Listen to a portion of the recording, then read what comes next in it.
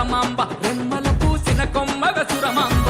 తెల్లవారంగా మా ఇల్లు దూరంగా జాడ చెప్పమంటూ నాతో జగడాలు నీకేలా ఈడుగల్ల పిల్ల నేను కాటమయ్య తోడు వస్తే బద్నాముర కాటమయ్య